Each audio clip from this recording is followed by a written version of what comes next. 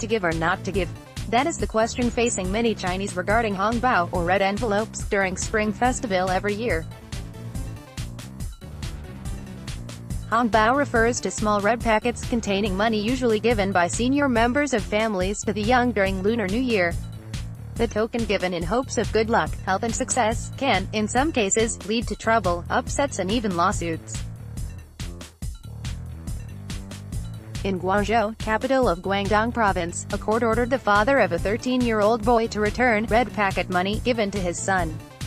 The son, surnamed Su, took his father to court after finding that his bank account, in which he had saved 3,000 yuan $442 given to him as Hongbao between 2014 and 2015, had been emptied in March 2016. However, the father argued that the money was mainly given by his side of the family, and said the boy's mother, whom he divorced years ago, was taking advantage of a change in custody arrangements to take the money for herself. Su's mother was awarded custody of the boy in April 2016 and he has lived with her ever since. According to the court ruling, Hongbao money belongs to the recipient, regardless of his or her age. Although parents are entitled to help children manage their money, they are not allowed to spend or otherwise use it without the child's consent. Therefore, the court ruled in favor of the son and asked the father to give back 3,045 yuan, including interest. Yi Shabao, with the ETR law firm in Guangzhou, said, "Children enjoy civil rights, just like adults. Given that the red packet money belongs to the child, the father should transfer his son's money to the mother, who is the guardian, for her to manage on behalf of the boy." A divorce trial in Beijing has also just ruled that Hongbao money should belong to a child, according to a release on Thursday from Zhaoyang District People's Court. In this case, the couple had saved tens of thousands of yuan of Hongbao money in the father's bank account since the birth of their 8-year-old son. When the couple decided to divorce, with the mother taking custody of the child, the father asked for the son's Hongbao money to be divided as the couple's joint property, and took his proposal to the court. The father's claim was denied, with Ni Shixin, assistant to the judge in the Guangzhou division of the Zhaoyang court, explaining that although the money had been saved under the parents' names, it remained the asset of the child, and should not be divided upon divorce. Education funding. There are some unspoken rules regarding how Hongbao money should be given, which can vary from place to place. Jin Luyi, 10, received 12 red packets this year, the majority of them containing 500 yuan, a typical gift for a family in Shanghai. The girl said she had accumulated nearly 200,000 yuan in such money since birth and it was kept in an account under her name. "I haven't figured out what to do with it. Dad sometimes borrows some money from me, but he returns it. Maybe I can buy a couple of computers and create some small video games one day," she said. Jin's parents said they hoped the money could be used to fund their daughter's college education, a common desire in most families who are finding that schooling is becoming increasingly expensive. Liu Liping, Jin's mother, who is responsible for noting the amount her daughter receives in each red packet, said, "For every yuan she receives, we hand out an equal amount to others. Usually it's 500 yuan among relatives, and the closest ones, such as grandfather and grandmother, give more in Hongbao," she said, adding that instead of giving back such money, she sometimes also buys toys or gold coins as gifts instead. The essential rule in giving Hongbao is give and take.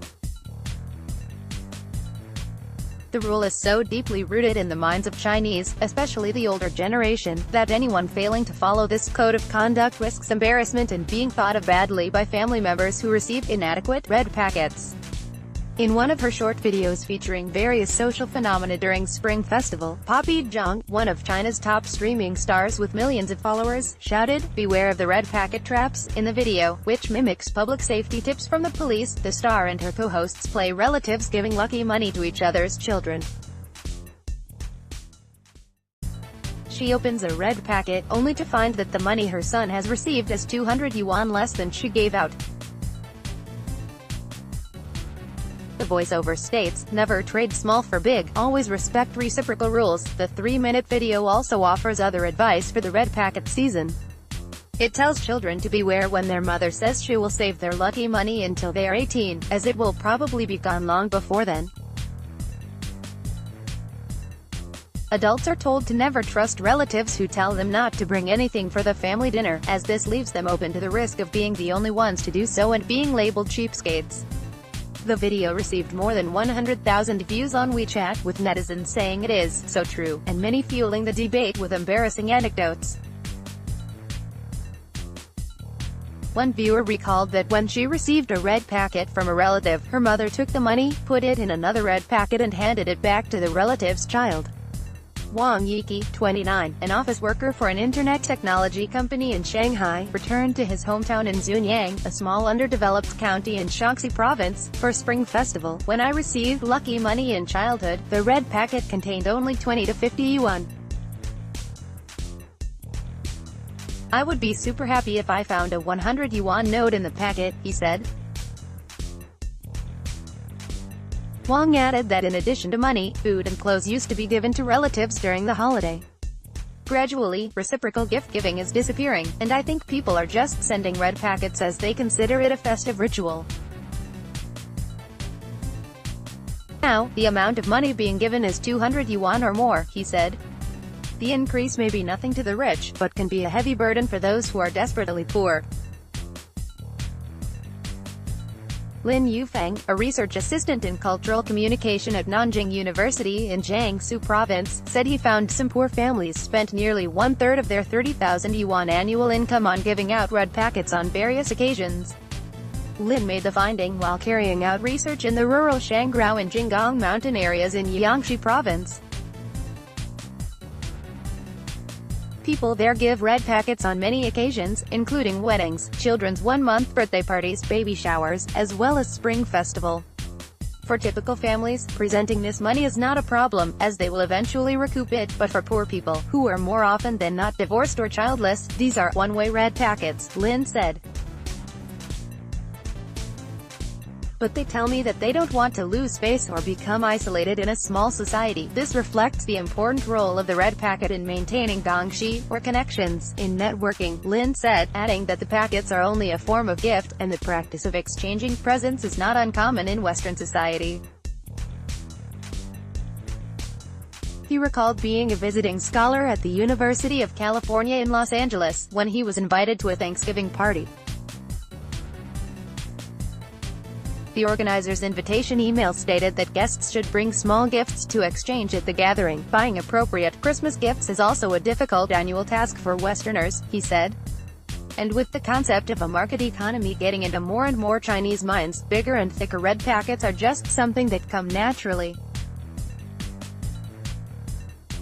After all, it's easier for people to measure the value of the gift if it comes in cash. Follow China.org.cn on Twitter and Facebook to join the conversation. China News app download.